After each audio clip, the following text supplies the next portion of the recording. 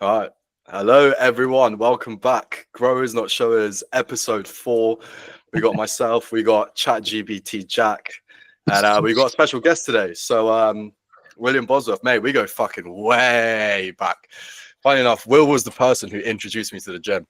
I'm pretty sure I've said this story so many times now on the pod. But like when we first started going gym in lockdown, fucking hell. Like my mate Luca, he's got a garage. And all he had was a barbell, some plates, a shit ton of dust, and a lot of testosterone. And I mean, the rest was history, mate. Yeah, how did you get into the gym, Will? Now that I think about it. So I used to play rugby growing up, and I was a forward, and you got to be quite, traditionally big and bulky and strong to be a forward. And I wasn't really that. I was tall for my age when I was young, so I was sort of pushed into that category. But then I just wasn't really, as everyone else sort of grew around me, I wasn't really big enough or strong enough to keep doing play in the position that I knew. So I thought I'd get into the gym to get better at rugby. And I loved playing rugby, but I realised that after about a month of going to the gym, that what I really loved and really was passionate about was training and lifting weights and buddy and all that. And from there, I stopped playing rugby at uni and never looked back, basically. And then in lockdown, got my best mate involved, and we had some great nights just sending fat benches and then getting asbestos poisoning in that filthy garage. It was unreal. Just fell in love with it, like by accident, really. Yeah, it was all like, it was so pure because we didn't have, we weren't getting coached. We knew like the generic, like, oh, just train hard. The form it wasn't terrible, but it wasn't necessarily good either. I mean, our push session consisted of what? Bench, close grip bench, then bench legs Larson press. Larson press, and then we do Russian twists like with a barbell to work shoulders. Actually, I grew side delts from that, which is so funny. Play overhead extensions as well. Get that isolation work done, mate. It was we were ahead of our time. Seriously, ahead of our time. Genuine, yeah. And what was pull? It was like what? Deadlifts, rows. Yeah. But barbell curls. It was deadlifts, rows, shrugs, and bicep curls. And then that was it. Because that's all we had. That's all we could do. Short and sweet, mate. Yeah. Short and sweet. But yeah, for those who don't know, me and Will also went to uni, so we lived together in first and second year. We lived in the same block in second year. But first year was rough in terms from a gym perspective, because I mean, on the going, we were away from home, so we were going out a lot, and it wasn't the most optimal thing, but it was also, we got really, really lean, like unintentionally. Like we were bulking. Some of the meals that we were eating were like fucked, but because of the drinking and going out and probably doing like 20k steps a day, we got like proper diced. I remember people coming up to us in the gym, be like, "Oh my god, you look sick. Are you cutting?" I was like, "No, I'm bulking. I'm 4 months into a bulk." Like, I remember we used to. The staple meal was we'd share 500 grams of pasta, 500 grams of beef mince, and just a bit of tomato sauce, and then we would cheese, just fucking cheese, like. and then we'd go and train. Just loads of cheese on top, and then we'd go and train, come back. Maybe a little snack if we're lucky, but then just go out. That was basically our life for a year. It was couple Guinness post-workout. Like. Yeah. So you had like 1,000 calories and then had like 200 calories, then we're like, fuck it. Yeah, meal time was just non-existent. It was there was a point we were both waking up in the afternoon. So like our day would consist of, we'd get up at like 1:30, I'd go wake Will up, we'd chill for a bit. We'd cook breakfast, we'd go to the gym, we'd come back, we'd chill for a bit, maybe watch something, and then just get on the bevs. And I like to say I grew muscle. In reality, I don't think I did. I really don't think I did. I think the fact that we managed to retain what little muscle we had then was in itself a massive win. There's a picture. Don't get me wrong. There's a picture of me which will never see the light of day of the internet, but Will took a picture of me when we were outside. I was smoking a fag, and I was in my dressing gown, but I took it off, and I genuinely looked like a skeleton. I think I probably hit sub 70 kilos. It was fucking horrible. Editor put that. Yeah. No, Yeah, no, absolutely. We put it in. I'm amazed you haven't done that for the before and after on the fucking photo shoot. Oh mate, Yeah. I think it's not ethical because I'm pretty sure I got a fag in my hand as well, and I'm in my boxes outside in No, public. you can show the personal and physical growth. Yeah, man. Just went from fucking smoking fags to now having snus. Like, So yeah, snus and monster, mate. Much healthier. yeah. Didn't we have this conversation the other day? I think it was like a week ago. We had a call, and I was like, "Oh, I just had my first snus. It was horrible. I almost threw up. I'm definitely not going to do this." And a week later, Yeah, that's exactly how Week later. everyone like smokes for the first time. They're like, it's terrible, and then the next time they're like a week later, they're like buying a pack for themselves. And they're like, yes, for social reasons, bro. I've decided to invest. I'm going to buy a mini fridge for my room just to keep like a couple monsters on deck, because my productivity, having a monster and a snus in the morning, is just fucking insane. There's nothing like it. Got a mini fridge. Not that I'm promoting this, please, kids at home. I love that this is a coaching podcast for coaches. Like, fucking hell. Like caffeine and nicotine. Yeah, do as I say, not as I do. It's one of them ones, isn't it? I mean, to be fair, like I feel like everyone's had those times in their life where you got a lot on, and you just got to plow through with a few monsters. Like I remember when I was dieting, and I had when I was dieting and I was taking Dan through a photo shoot, and I was like, I remember looking at sheets and just like, fuck it, just blurry, and I was like, right, it's like 6 p.m, but I need a monster because like I can't just not give him feedback. So I remember cracking open a monster literally to do like a 5-minute loom video, and then being just wired for the rest of the night and being like, for fuck's sake. It was worth it in the end, but like there's those times where you're like, I've just got to chew through this. Like you have your disc come out, you just got to fucking chew through it, mate. It's done now. It's done. Ooh. Go through that. I mean, I'm still waiting for feedback on my discussion section, but then it's just a matter of putting it together. Like, but I'm glad I didn't put it all-nighter. Every single fourth year that I spoke to in the year above, they were like, oh, wait till the last 3 weeks. Like, you'll be staying up all night, get used to the monsters. Like, but didn't put all-nighter.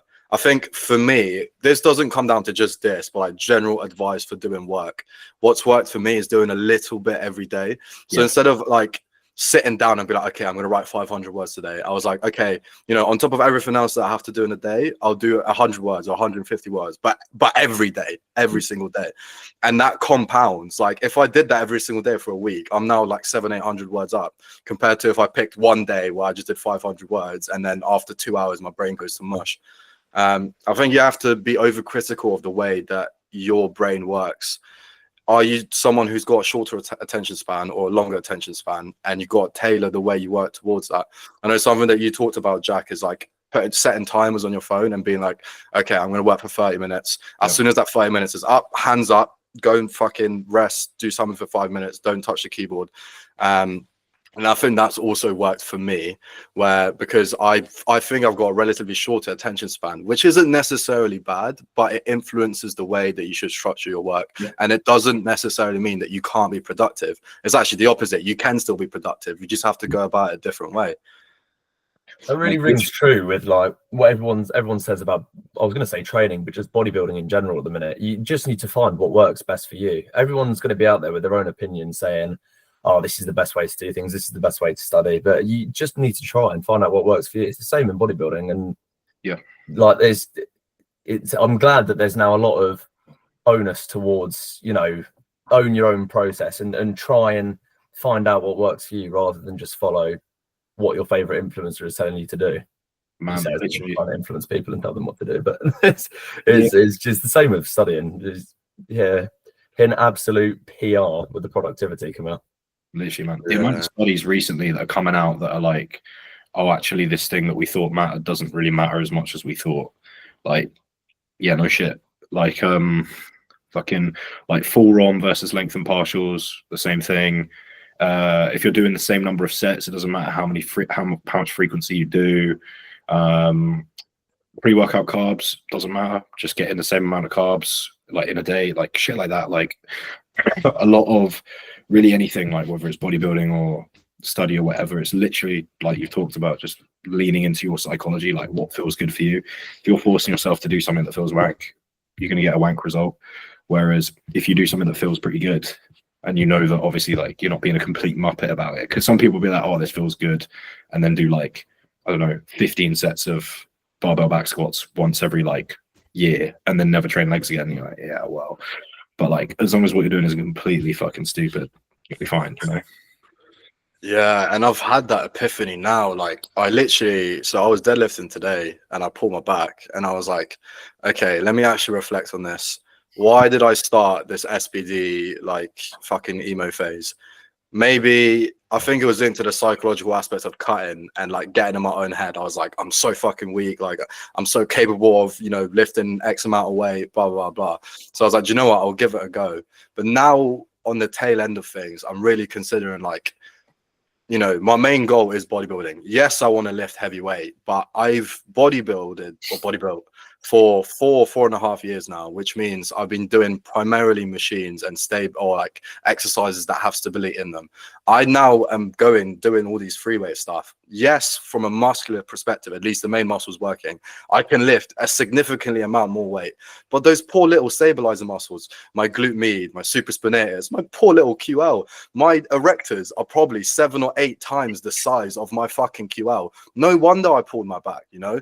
And it's like, if I truly had strength-based goals, I'd be like, right, lower the load, and I'd spend a significant amount of time, not 2 months, not 8 weeks. I'd spend 6 months to a year working on low weight in order to build up A, the neurological adaptation, but B, the strength in my stabilizing muscles. But that doesn't seem like something plausible to me because it's not my main goal. It's a side quest. So I'm now thinking, you know, okay, how do I go back to my roots? I know it sounds stupid because I made this massive thing about like, I'm going to be a meathead. I'm going to fucking do barbell squats and deadlifts and all this shit. But like, I'm now understanding I'm built like a bodybuilder because I spent 4 years doing it. I can't now have 2 goals at once. I have to tailor towards one. I'm too far down the road. If I had a client come to me and they're brand new in the gym, I might program them a powerbuilding split because it's more beneficial for them. But for someone that's advanced, or I wouldn't say advanced, but like I'm 4.5 years into the gym, it just doesn't make any sense for me to get injured basically in order just to look sick on Instagram and lift heavy weight. Yeah, that's the thing, man. You got to balance those goals. Like there's certain lifts and certain times of the year where you can just embrace like pure strength. But like, I mean, when I started training, I used to only give a shit about bench. Now I care more about like my dumbbell press, my hammer strength incline, etc., etc. Like I've got, because I do more movements, I'm like more excited about those goals. And like it's good to have like a variety of lifts. Like I've currently got lifts in rotation that like I do give a shit about, like low incline dumbbell, but I know that I can run those pretty pain-free with like minimal issues. But bench, like fuck knows how much I could bench. It's quite an exciting thought, but like that is like every time I got strong on bench, I've had like some kind of shoulder issue. I'm going to keep returning to it occasionally, but like it's not going to be a long stay thing for me. But like there's phases to kind of go through that and be like, you know what, like I want to do this lift, I'm going to run it into the ground, but like this is what you kind of have to do, you know, like coming out of a photo shoot diet in particular, like it probably was best for you to be like, here's some fucking training that you're amped for. And then it's like you kind of got that back, you got into the groove, and now you're kind of like, okay, little twinges, little issues, then you can be a bit more specific, you know. But like yeah, when I was coming out my pre-prep diet, I remember being like, mate, just like I remember Tom was programming me and he was literally like, do a press. And I was like, what press? And he was like, just fucking pick a press, bro. Like, just like, what do you like? And I was like, all right, fucking low incline dumbbell. And he was like, what's your best? And I was like, 50s. And he was like, all right, bury it. And I was like, okay.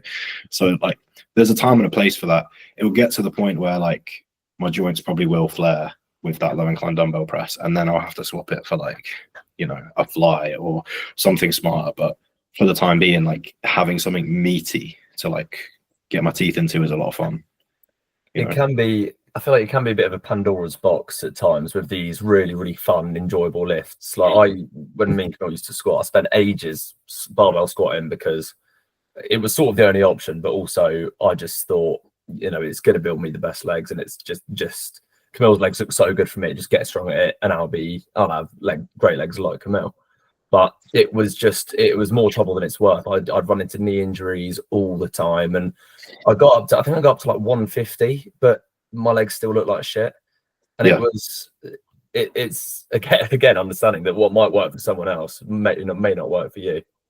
But yeah, it's very it is tempting to training that even when you know it's not good for you, because it is so much fun. And Camille's doing it now. You go back to what, you know, it's gonna, when your training does need a bit of spice added to it, it is a great tool to do. But the longevity and the runway may not be as big as something a bit more, you know, optimal or whatever. Or but that's where good understanding of training comes in. Like, yeah, there's better options for you than the barbell back squat, but like if you were in a rut of hating legs and the barbell back squat was singing to you, you're like, whoa, like you're gonna want to be more quad focused than glute focused. Like, we're not that fussed on growing your glutes, because like, why the fuck would be, unless you really care about your glutes? Well, mate, I don't know, maybe you do. I don't know what you get up to behind closed doors, you know.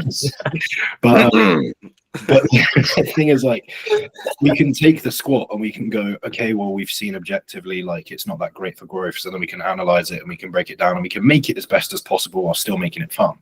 Like, we might be like, you know what, you're just a hip dominant squatter, but you're still challenging your quads. Yeah, sure, it's not as great as other lifts, but like, that's when you have to go, okay, would I rather go 10 out of 10 on a barbell back squat or a 7 out of 10 on like a single leg banded leg press with like a rest pause set? And it's like, well, you know, that's where you have to kind of marry those things up and decide like what's best for you. Like, I know objectively I'll grow decently off a dumbbell press. I can't smash it. I can't bully it all the time. Can't keep it in forever. But like, while I can keep it in, I will. I know I can grow decently off an SLDL, grow decently off of pull-ups, etc., etc. Bent over barbell row, I'd love to do. I don't have the skill, and it takes me so long to get it that it's just not worth it. But like, that's where you have to be a bit objective and be like, you know what, there's a time and a place. But even if you know training like you two do, or us three do, and I wrote myself in there, we can equally be like, here's a lift that doesn't grow us too well. Well, I'll try and put it in a way that makes sense as much as possible. Like, if we all went into lockdown and were forced to barbell back squat, and really wanted to grow our quads, I'm sure we'd all find a way. You know, you can play around with setup, you can play around with where that bar is sitting, you can fucking front squat if you need to, etc. You know, I think how important longevity is for muscle growth, like how important of a factor it is. Like, it's so easy to overlook that. And like, as a self-proclaimed injury specialist, I tend to think I'm made of vibranium. And like, the reason I haven't had any major injuries over the past 4 years is because I haven't had any like really dangerous, or you could say dangerous, but lifts where you tend to run into more issues. Things like barbell back squats, things like deadlifts. The only time I've ever really tweaked my body was when I was doing RDLs. And again, that's more of a lift which you tend to see issues with because of load and because of hinging being one of the most difficult patterns to learn in the gym. But like, you know, longevity is, I think, the most important factor for muscle growth. How long you can do something for an extended amount of time is going to dictate how much muscle you can grow, especially if you look at bulks. There's a reason we don't bulk for 4 weeks. You know, you're not fucking seeing any progress, are you? Like, we want to stretch everything out for as long as possible, and not getting injured and not having these tweaks is going to be super, super important. And it's like, the stimulus to fatigue ratio I get from squats, for example, like, I am fucking buried. Like, if I send a set of barbell back squats and then I have to do the rest of my session like I've been doing now, doing barbell squats first, it's fucked. But the idea of doing barbell squats last after everything in the session, do you want me to die? Like, yeah, genuinely. But like, that's the change I made from, originally we had, like, you know, doing calves, adductors, hamstrings first, etc., and then do the quad work. But then switch into the quad work first, mate, I'd be walking around the gym like just having hot sweats, hot flushes, like literally on the verge of dying because I'm doing my quad work first. And it's like, I now understand the framework that I used in training previously is the reason why I didn't get injured. It's not because I'm living in cuckoo land and I think, you know, I'm not going to get injured, etc. It's because my programming was done in a way to minimize injury risk. So it's definitely like a really important factor to look going forward. And like, it's ironic because I'm meant to be the rehab specialist, but I'm still learning things day to day like this, you know? Yeah, man. Again, that's where having an understand, like you said, like training is, well, injury prevention is the key to training. Like, I think too many people look too short term with their training.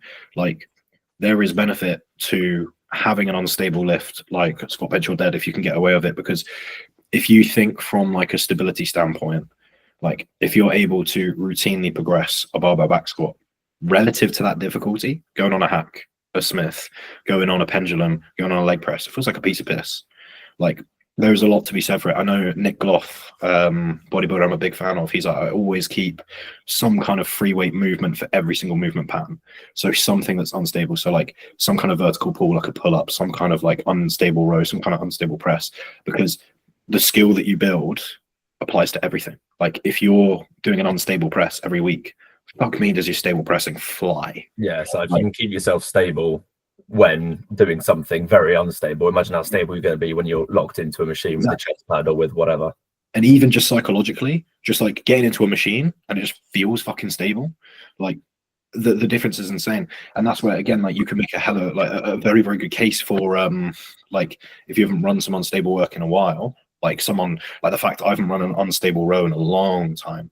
Currently I'm doing like a machine bent over row, and that's like still pretty fucking unstable. Like having to kind of brace through my legs is really, really difficult. But me doing that makes my chest supported work so good. So you can make a very good case for like, okay, that bent over row, I'm limited by stability. It's not great for growth, but the skill that I get from it makes all my other sets far better.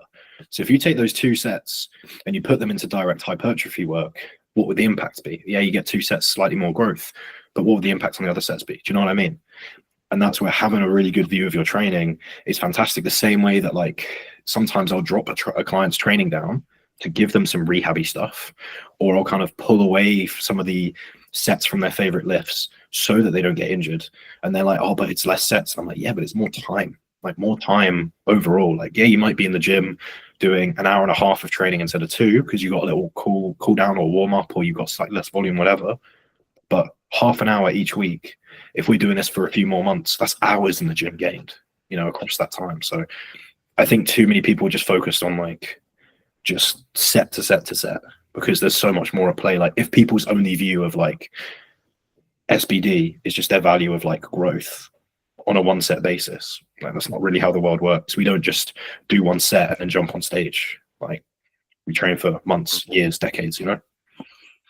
But like, I'm going to use bench as an example, but like the technical ability to perform a bench press, like you could go on a machine and you might not retract your scapula properly. You could go on even a dumbbell press, you can't retract your scapula properly, but you try to bench and not pin your fucking shoulders back, it will feel horrible. Yeah. Same thing with leg drive. If someone is really struggling with leg drive, you can learn leg drive very, very well on the bench. Yep. And it's like the technical ability and the carryover you get from a big compound movement like that carries over to everything else. If someone's like a strong presser on machines and they go to bench, they probably won't be able to bench that much weight.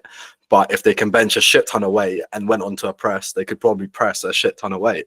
There's that carryover, and there very much is a reason why you should try and implement these exercises into someone's program. Because like you said, it's not just, you know, the technical ability, it's not just the neurological adaptation. There's so many benefits from doing it. And if you can get away with it, which not everyone can, but if you can, then there's so much to reap.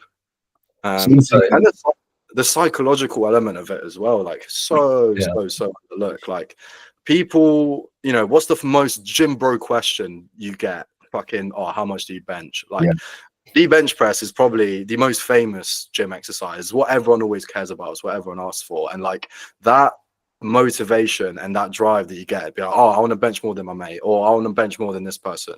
That is so important for some people that especially don't have that why, and they don't have a reason to be pushing themselves in the gym. It's really, really important. You know, if you've got clients that are struggling with motivation, give them big lifts, give it something that's easy to progress. You know, they can put on 2.5 kilos or 1.25 kilos onto their bench a week, and they do that for a couple weeks, see progress, and then have that self-reflection of being like, I'm fucking I'm you know, I'm doing so well, I'm progressing every single week. And fucking like it motivates them, you know. Like if you go to the gym and you don't have the motivation, you don't attack your sets, it's like, what are you there for? Like, what are you actually doing? Is it like a social thing? You're just spinning your wheels. Yeah, exactly. You're just going for the sake of going, you know? And like from a physiological perspective, serotonin and endorphin doesn't get released with lack of exertion. You need to exert yourself to try hard in order to release those feel good, happy hormones, right? Those hormones are heavily linked to why people go to the gym, in order to feel better about themselves. But if you're not training adequately hard enough, you're not going to get that release. And then people wonder, oh yeah, and I went to the gym for a week, but I didn't enjoy it. Yes, motherfucker, you didn't train hard enough. No shit, you didn't enjoy it. It's the same. It's the same as why people like watching horror films. It's almost like, you know, at the time, it's like a bit, oh, unpleasant. Oh, am I going to get fucking jump scared? But then you come out of it with almost like a relief, and it's that flood of endorphins of like, oh my God, I've made it. I've survived. I get the exact same feeling with training. Like while I'm doing it, I'm like, Jesus Christ, this is so tough. Why do I bodybuild? Why do I put myself through this every 5 days a week? But then after the session, I'm like, oh my God, I made it. I'm still alive and I'm stronger and I'm a better person than I was before.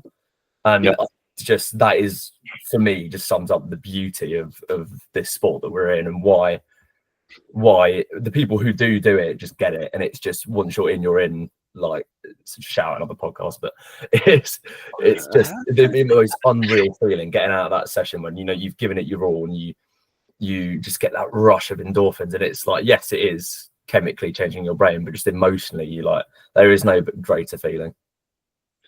I've been getting quite a few people have been messaging me being like, you got big legs, you must really enjoy training legs, like what do you do? and I read that message, I'm like, motherfucker, do you genuinely think I'm that sick in the head that I enjoy training legs?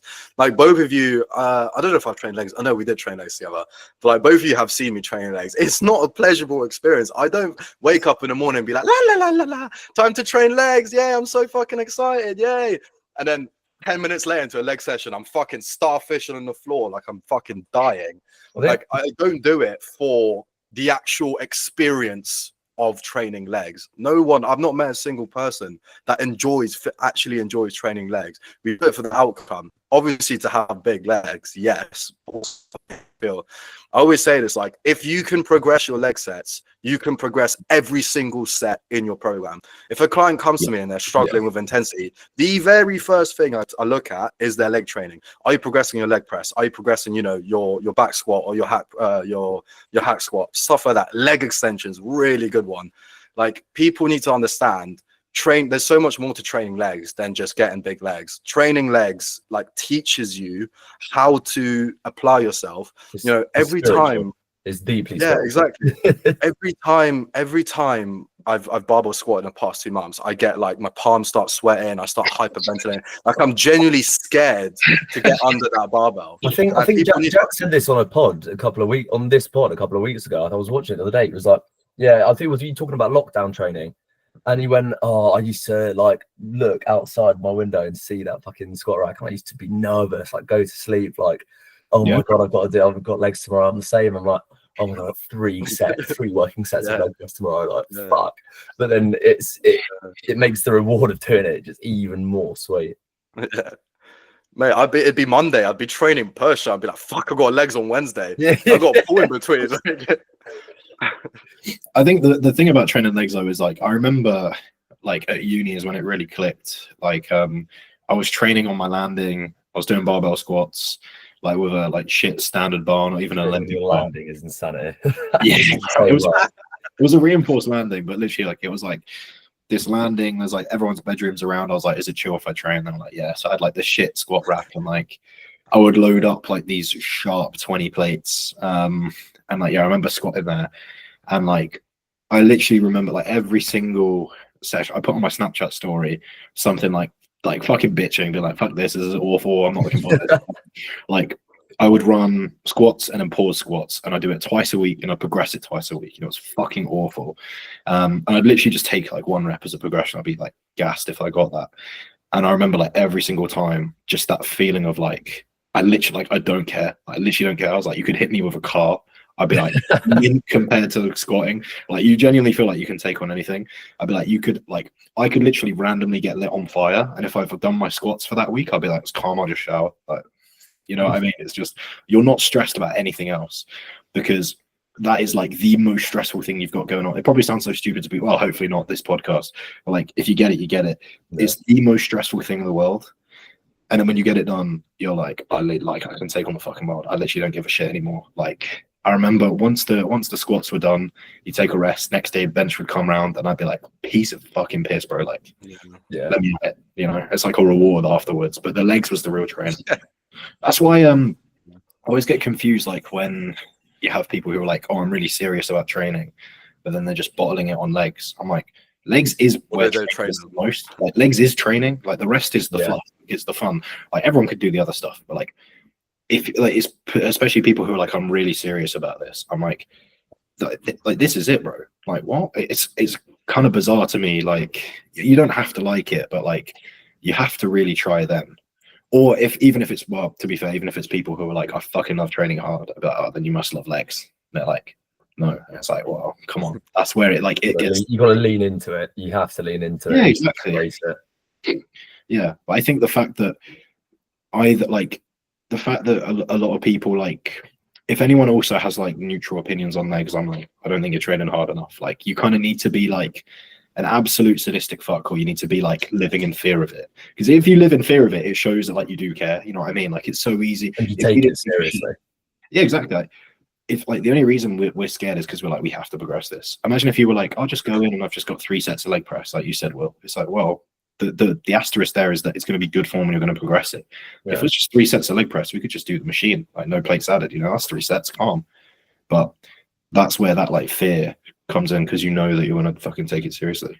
But sometimes all it is just, if I'm not switched on, that can be the difference between gaining a rep or losing a rep, or losing, you know, it's that important. It's that important to give everything in every set of your, especially your leg training, because if you're not there, if your head is not 100% in the set that you're about to complete, you can so easily lose a rep.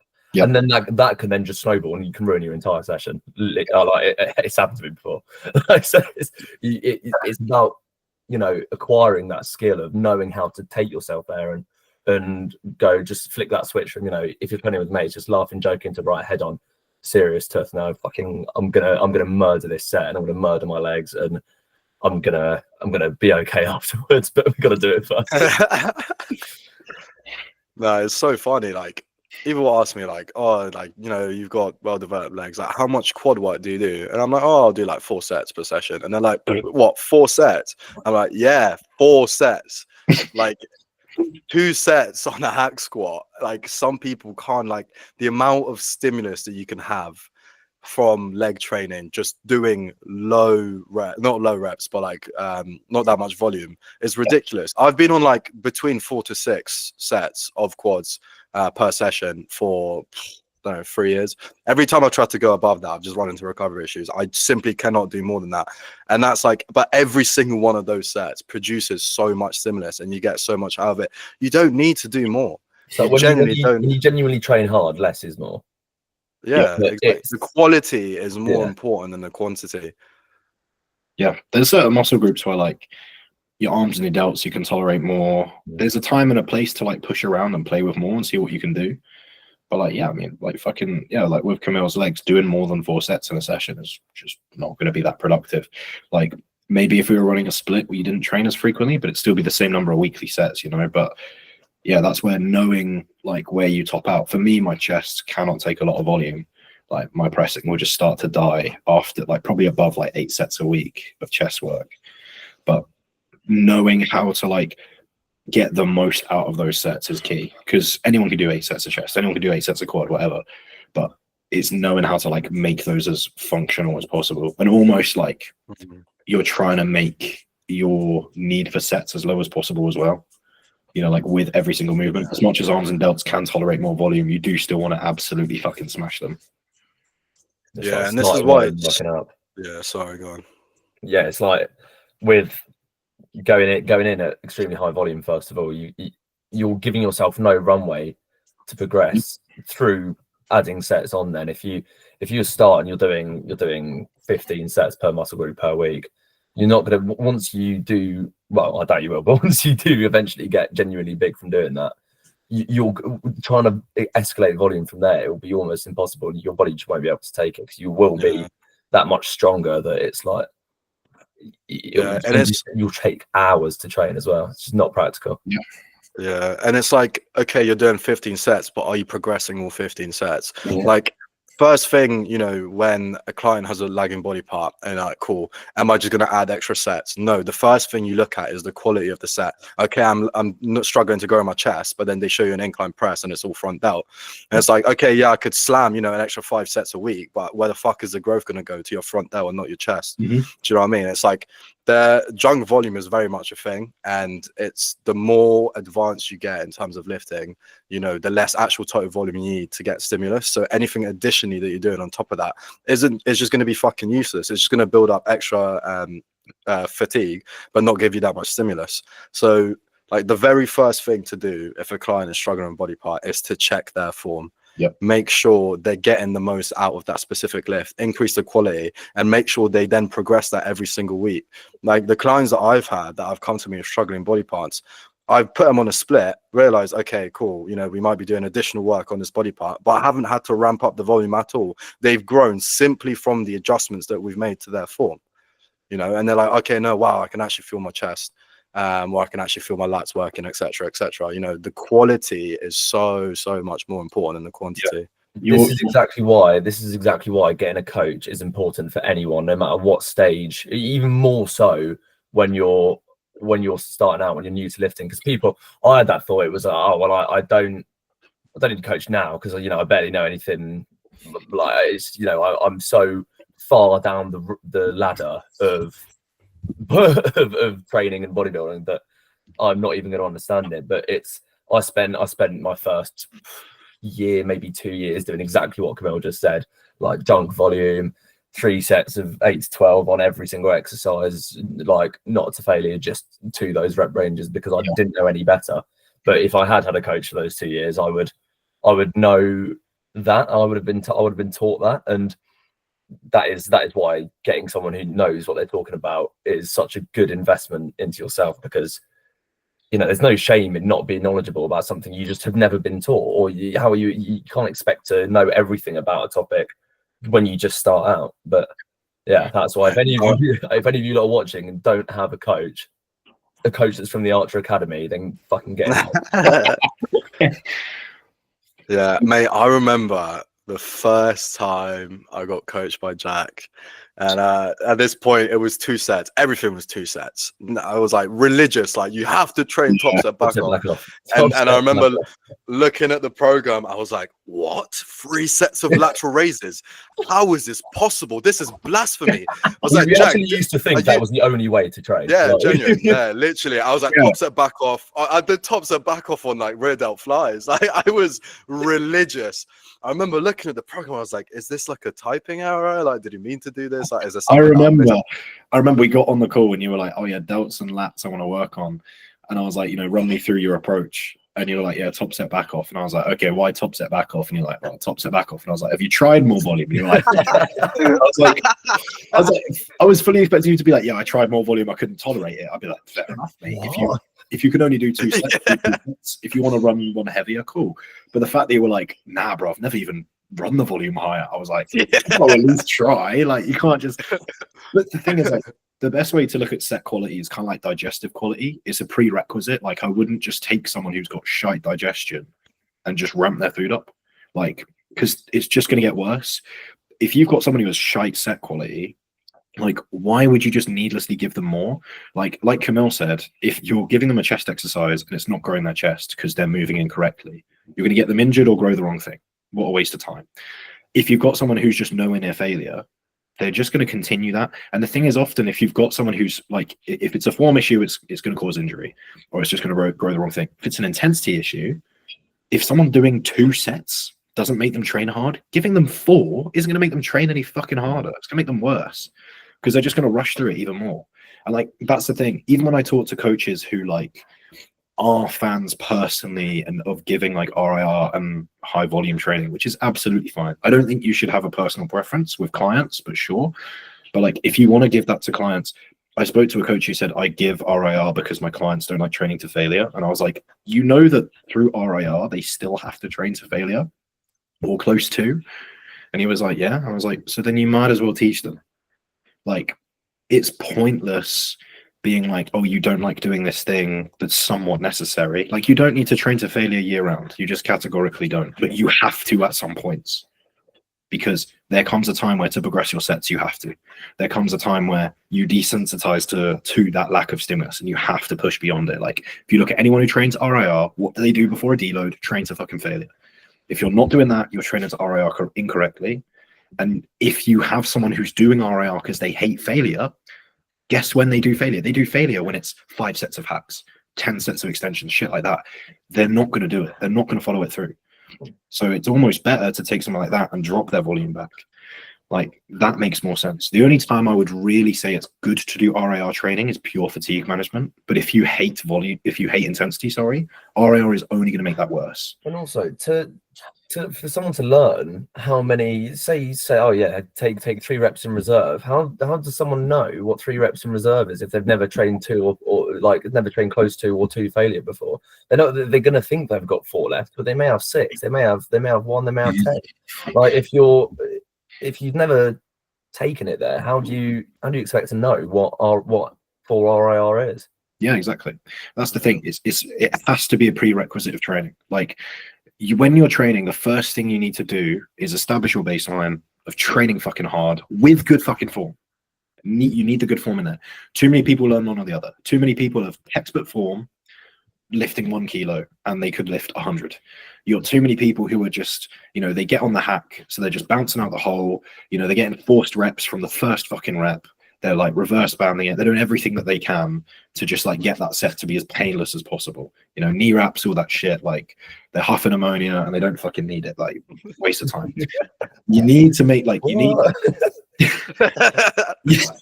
sounds like me. What? Shit, edit that out. Like, you need that set quality there, like in terms of form accuracy, form consistency as well, and training to failure. Like, I had a client message me today. He was like, oh, do you want me to take those 50-50 reps even though form might break down? I was like, mate, just don't let form break down. Like, just keep it tidy. Yes, it sucks. It hurts more when you keep form tidy, but you can still fail with good form. Like, it just takes a little bit more.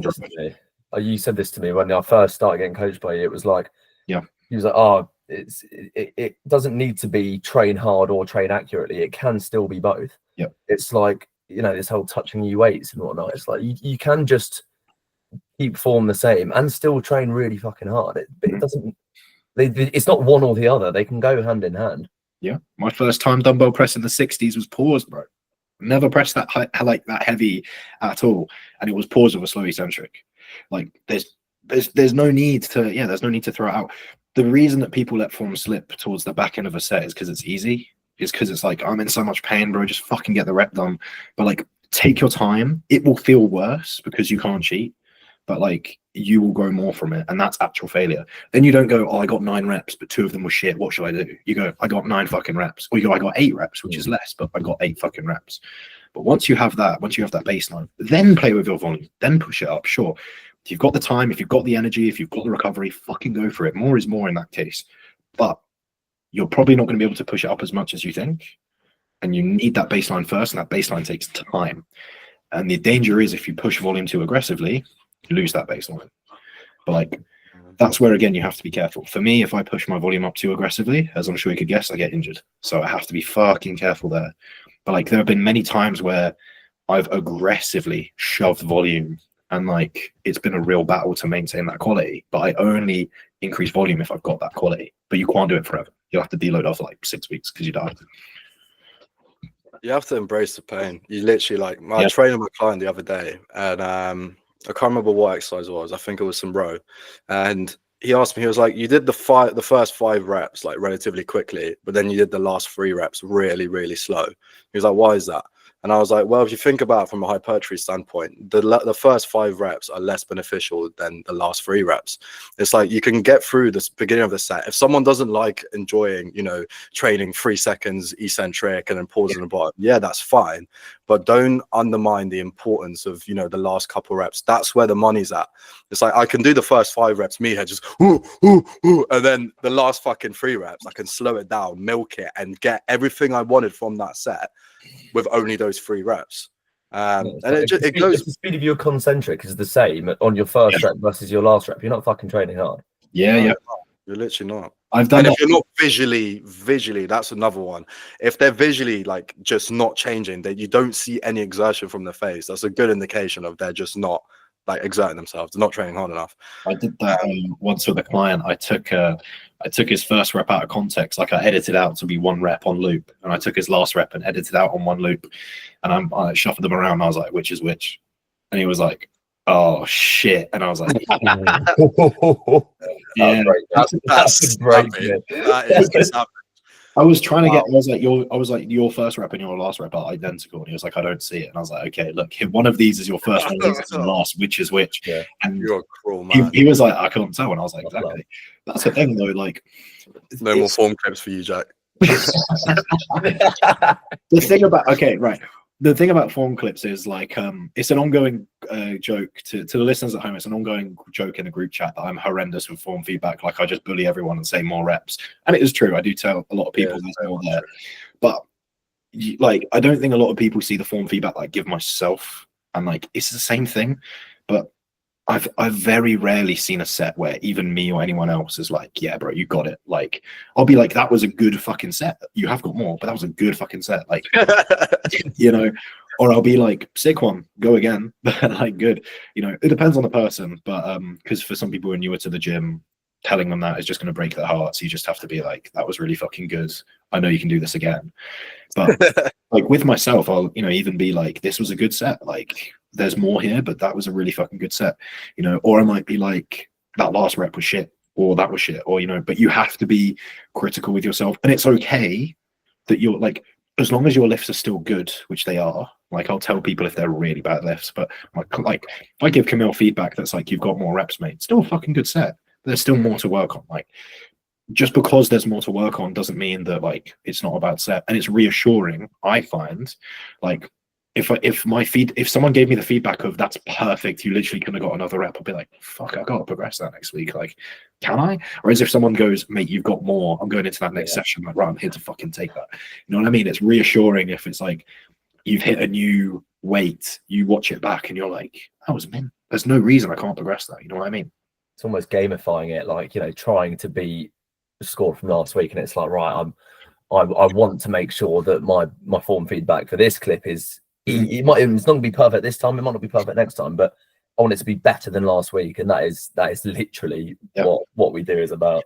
If you watch any high level trainer, I'm going to use JP and Kuba as examples because a lot of people know them. JP will rip his own training apart, but you have to do that. Like, you have to be a perfectionist, but not be upset by not achieving perfection. You have to know what you're going in.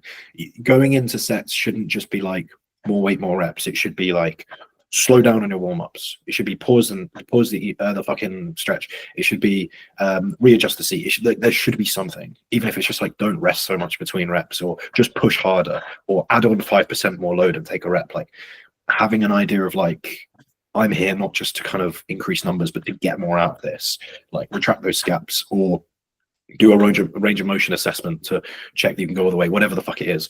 But having that gets so much more. And I think a lot of coaches as well are scared to like give clients feedback. You don't need to be a prick and be like, that was shit. You can still be like, that was really good. And you can even say like, and I'll say it a lot to people, I'll be like, you are stronger than you think. There is more there. That's a nice way of telling someone that there's more reps. You don't have to be a bell end. But if as a coach, you're just terrified to pull your clients up on it or pull yourself up on it, like if you have a mediocre set, post on Instagram and be like, this could have been better. Here's how it could have been better. And then fucking improve it and show it next week. But I think a lot of coaches are scared for that. And that's why we have some of the fucking best results in the game, is because me and Kamel will pull up clients up on it. And like, even like, I know like with Will, like I've given you form feedback before. I've given you form feedback. You've both said, okay, let's fucking go. You know, you might like laugh about it and be like, fuck's sake, he told me this, why this, like whatever. Like we've all heard it. I'll even watch back my own set and be like, fuck's sake, I've really got to beat that. But, or like, fuck's sake, there's more there. You tell it, like you get off a leg press, you watch it back, you're like, fuck's sake, why is there more there? But like, going in that growth mindset of like, okay, then let's fucking have it. Don't shy away from it. Like, don't take it personally, you know? I mean, like when you get to our level of training and progressions are so much more difficult to obtain, finding other ways of progressing becomes more of a forefront and a priority. If I can progress my set by form instead of by weight or by reps, I will 100% take that. 100% take that, because I can get more stimulus out of exactly what I'm already doing, and I know I can do it better. It's like, you know, we can progress weight every week. Yes, that's one of the metrics that we can, you know, make sure that we're, you know, progressing every single week. But there are also other metrics, and your form can always be better. You know, your tempo can always be better. You can always, you know, pause better. You could cut out momentum out better. There's always things that you can be critical about, and those are what makes us bodybuilders. It's not how much weight we're pushing, it's how that weight is stimulating our muscles to grow. And like that's what I'm kind of I was gonna say form's the hardest to progress. Like, you ever tried to pause a rep that wasn't paused before? Yes. I'd rather have a rep. Like, or like taking it, you know, when people do like a kind of a shit set, they'll be like, tidy up next week, and then the next week they're doing like 10 kilos less. Like, there's a reason for that. 3 reps there. It's been me before. Fucking hard. Like form, there's a reason that form is the hardest to progress, and I feel like in a way that tells you just how important it is. You know, the fact that like, and I think people get caught up in if you have like a barbell row, just because you're rowing a barbell doesn't mean that like it's a barbell row. Do you know what I mean? Like, you could make a barbell row 200 kilos or 2 kilos depending on how you do it, but just because you've modified the exercise, just because you're still rowing a barbell and you're doing more weight, doesn't mean that you're necessarily getting stronger. Do you see what I mean? I've got a question for you boys. You've done a lot of training about training tonight, but I've got a question regarding dieting and fat loss, because I'm in the depths of a photo shoot prep, and Camille has just done a very, very successful photo shoot prep, and Jack is Jack. And I know that both of you have got a lot of clients in diet phases at the minute. So I am going away this weekend to see my dear friend Camille. And what is some advice? What are some tips? What are some, you know, ways that you could, you know, just little cheat codes or tips that you can give to someone who is stepping out of their sort of robotic routine for a few days, and how to manage that? Okay, can I go first? Yeah. Okay. Right. 1, pre-plan your meals. If you know you're going to go untracked, which is completely fine. There is absolutely nothing wrong with going untracked. But it's at this point, it's about damage control. Something Jack made very, very clear with me. It's like, okay, I'm going to take an untracked. Or am I going to get a large Domino's pizza with a massive garlic dip? Or am I going to get a medium Domino's pizza and use my homemade, you know, fucking low calorie mayo? That difference of 1,500 calories is going to be crucial at this point in the cut. So understand, you know, okay, you know, I might have a couple beers, or I am going to take an untracked meal because my boys are going to get a takeaway, which is something that, you know, when you boys came down when I was cutting, I was like, okay, you know, a bit of damage control.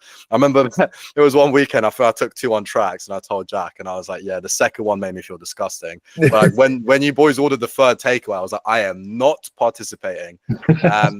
So it's very much like, don't feel guilty about taking untracked meals. Do not feel, that's the main thing, because you're psychologically already be fucked because you're on a cut. So don't make yourself feel shit even more about taking untracked meals. Understand that it's going to happen, but it's about damage control, and being like, okay, I'm not going to take the piss. I'm going to take an untracked, but I'm not going to take a piss.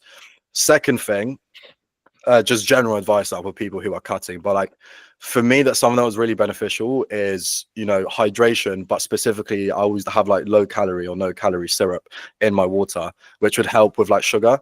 So I'd get like really, really bad sugar cravings, especially when I'm with the boys, and, you know, I tend to drop my guard, and like if Will's having a fucking pack of Haribos, I'm like, I'll have one. But like stuff like that, helping you manage your sugar cravings is really important, because sugar spikes the hormone ghrelin, which is your hunger hormone. So managing your sugar intake on a cut is fucking crucial.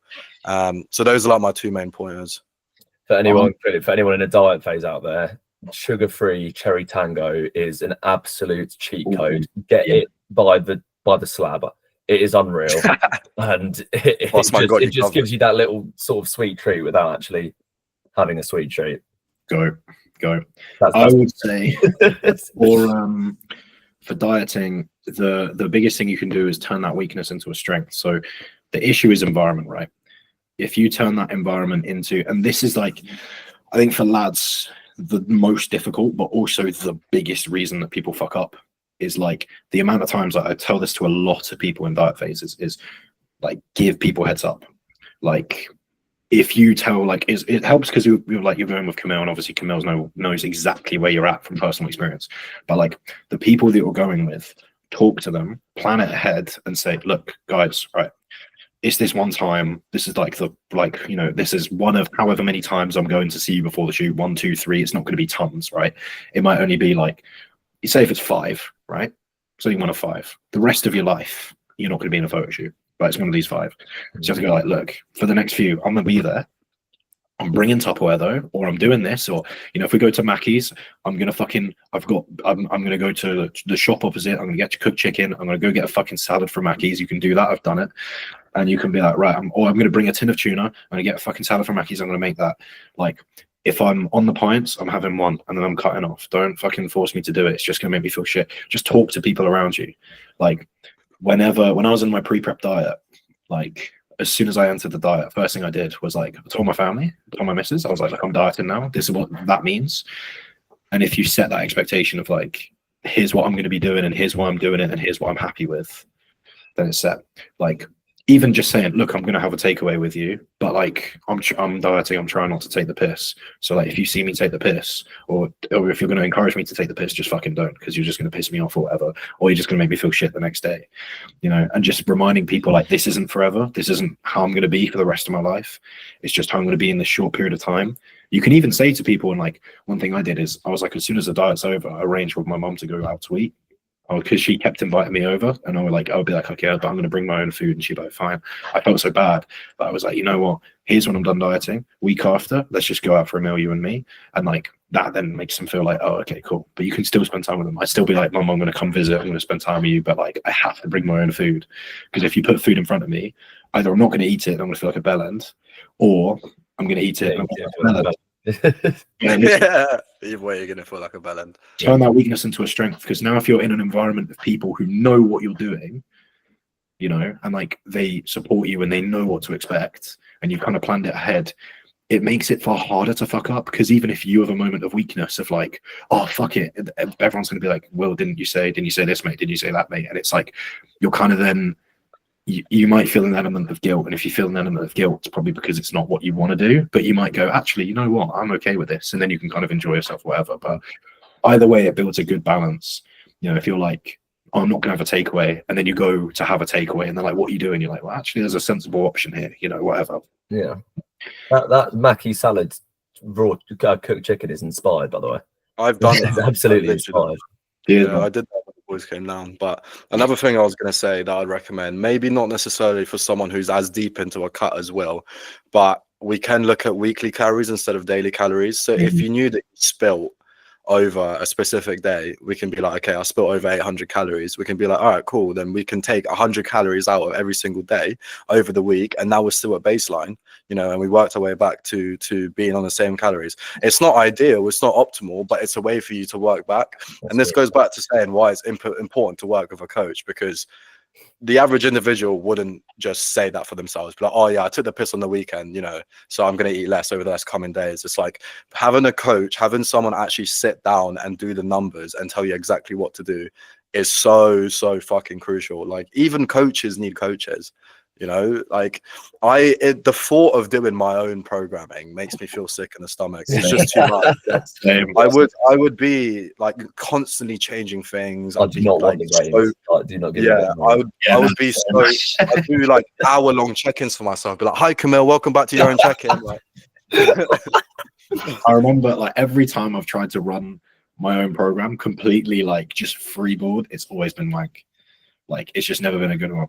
The most I will do is kind of like you two do, of like, what do we think of this? What do we think of this? What do we think of that? Yeah. Or like kind of being like, I think it might be good if we did this, and here's why, but I'll kind of leave it to you, mate. Like, I think that is the best way to approach it, because you're both at a point where, like, you know your levels of fatigue, you know your response to training, you know what feels good. Like, if you tell me this lift feels fucking wang, like Camille being like, I tweaked my back on deads, can we swap? I'll be like, fuck yeah, we can. Yeah, I said to you recently, I was like, oh, I had to like shift loads of full kegs of beer at work today, and my lower back feels like I've already done my RDLs. I'm just going to chop it down to one set and maybe leave 1 or 2 in the tank. And you said, yeah, it's fine. Even don't do them if that's how you feel, but you know how you feel. Yeah, exactly. But that's that reassurance. It's the same thing with like food. Like, let's say you got like a social event. You're like, oh, how the fuck do I manage that? Having a coach helps. If you fuck up, how do you manage that? Having a coach helps. Like, again, it all comes down to like, the first time you take on tracks, particularly in a photo shoot prep, it's so new, it's so weird, it's so hard. But once you kind of get a feel for it, like, it gets easier and easier and easier. Like, now on track meals aren't really a thing that kind of phases me too much anymore. Like, if I got invited to an all-you-can-eat buffet and I was like 1 week out from like a fucking show, I wouldn't really be stressed. I'd be like, I know how to handle this. But that's just through doing it over time. But again, that's also with working with coaches. Like, having someone there to just be like, just bounce ideas off of is great. But yeah, that's also where, like, knowing, like, I mean, Will, if you told me, if you were like brand new to the gym and you were like, oh, I'd quite a heavy day at work, I feel quite tired, how about I do less training? I'd be a bit like, nah. But you were like more experienced, you were a bit more specific with it. Or like, if Camille was new to the gym and he said, oh, I twinged my lower back on deads, I'd be like, go and fucking film it for me. You know, like, do not pull that out yet. Film it. But like with Camille, because he's more advanced, well, both of you are, there's a bit more trust there. Like, I might still be like, okay, ideally, can you film it just so I can double check it? Peace of mind. But I'm not going to be stubborn and put my foot in the sand and be like, do not fucking make this change yet, because I don't know if you're being a bit of a fucking idiot or not. I'll be like, okay, it's probably calm. I want to double check it, but I'll be like, yeah, let's swap it. But next time, maybe do film it, you know? Right. Any wisdom words, boys? Because I think we're pretty much at time. Love and guidance. At the end of the day, it's night. Oh, the fucking mic drop. Profound, mate. That's insane. That's cold. Here's an emotional quote, Jack. That's sick. I like to say, do as I say, not as I do. Yeah, that is kind of our motto at this rate. All of us, man. That's the subheading. You have to train optimal. Sees me doing a 4-rep set. Like. Yeah, to be fair, I always feel bad. Like, when someone's like, "Why are you doing that lift? Is it because the resistance profile?" And I'll be, "Nah, just kind of fun." Like, yeah, resistance profile's nice. I mean, I thought about it, but I thought about it after thinking, this is fun. You know. Right. Anyway. Thank you, everyone. Always an absolute pleasure. Thanks for having me on. And it was my fucking pleasure. Or our pleasure, I should say. If anyone at home wants to get coached by Will, what's your Insta? Plug yourself. Will_Boz with 2 Zs. Hell yeah. If you want to get coached by Camille _Archer Academy, coached by me, Jack_Archer Academy. If you want some mint clothes that Will was nicely modeling for us, BuiltNotBorn.Store. Use code Camille10 to help out Camille10.